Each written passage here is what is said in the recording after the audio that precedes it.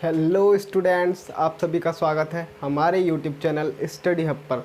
और आज रिलेशन का दूसरा लेक्चर है। इस लेक्चर में हम आपको डोमेन ऑफ रिलेशन के बारे में, रेंज ऑफ रिलेशन के बारे में बताएंगे और आपको कुछ क्वेश्चंस कराएंगे।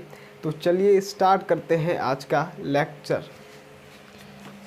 देखिए, सबसे पहले हम देखते हैं कि डोमेन क्या होता है। Domain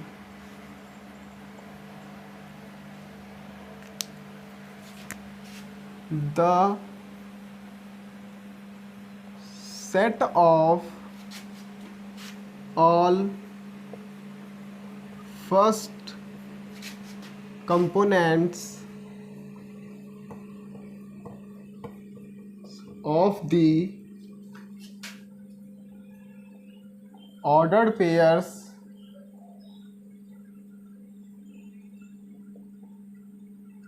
belonging to relation is called domain of the relation। यानी कि किसी रिलेशन से बिलोंग करने वाले ऑर्डर्ड पेयर्स के जो फर्स्ट कंपोनेंट का कलेक्शन है, जो फर्स्ट कंपोनेंट का सेट है, उस सेट को हम उस रिलेशन का डोमेन बोलते हैं। जैसे एक एग्जांपल के ज़रिए देखिए, मान लीजिए हमारे पास कोई रिलेशन है R, ऐसा है कि A1, B1,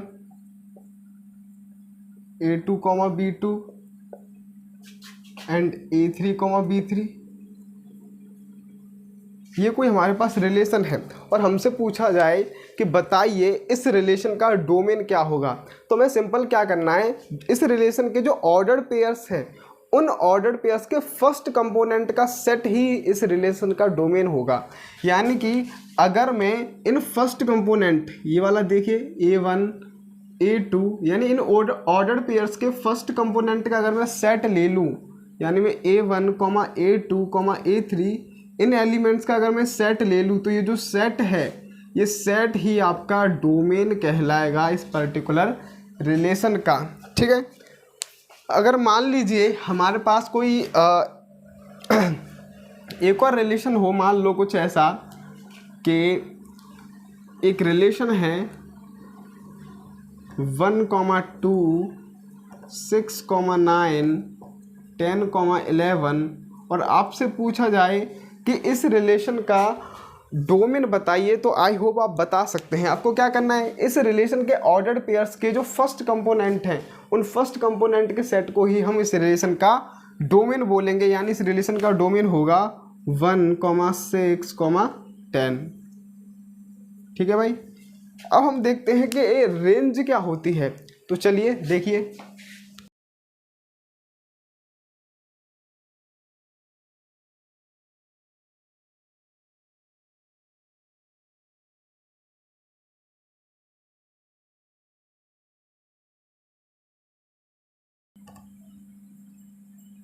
देखिए रेंज क्या होती है। The set of all second components of the ordered pairs belonging to relation is called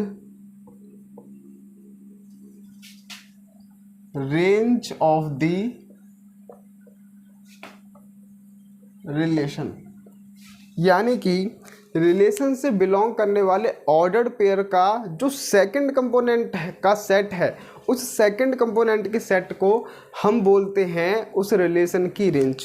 एक बार दोबारा से सुनिए, यानी रिलेशन के ऑर्डर्ड पेयर के सेकंड कंपोनेंट का जो सेट होता है, उस सेकंड कंपोनेंट के सेट को ही हम उस रिलेशन की रेंज बोलेंगे।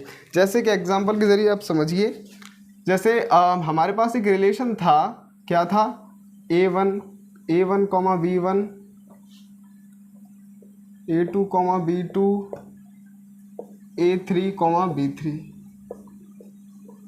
तो हमने देखा था इस पर्टिकुलर एग्जाम्पल में कि अगर हमसे इस पर्टिकुलर एग्जाम्पल का डोमेन पूछा जाता तो हमने बोला था इस पर्टिकुलर एग्जाम्पल का डोमेन है A1, A2, A3, ये इसका डोमेन है। लेकिन हम यहाँ पर बात कर रहे हैं कि रेंज क्या है। तो रेंज हमने आपको बताया, रेंज का मतलब होता है ऑर्डर्ड पेयर के सेकंड कंपोनेंट का सेट। यानी कि ये जो सेकंड कंपोनेंट है इन ऑर्डर्ड पेयर्स के, ये वाले B1, B2 और B3, अगर मैं इन सेकंड कंपोनेंट के सेट को ले लूँ तो ये जो सेट है सेकंड कंपोनेंट का सेट, ये सेट आपका कहलाएगा रेंज ऑफ द रिलेशन। ये क्या है? रेंज। ठीक है भाई। तो मेरे हिसाब से आपको रेंज क्या होती है, डोमेन क्या होता है, आपको थोड़ा आइडिया लगा होगा। तो चलिए कुछ क्वेश्चंस करते हैं।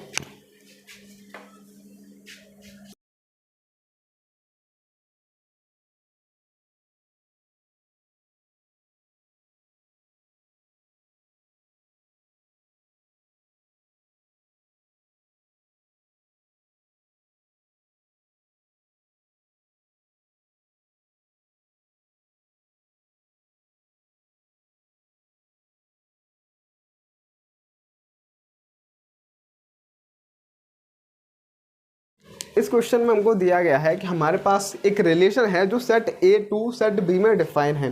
रिलेशन कुछ ऐसा है कि इस रिलेशन में इस फॉर्म के ऑर्डर्ड पेयर आ रहे हैं जहां पर y बराबर है x प्लस 3 के।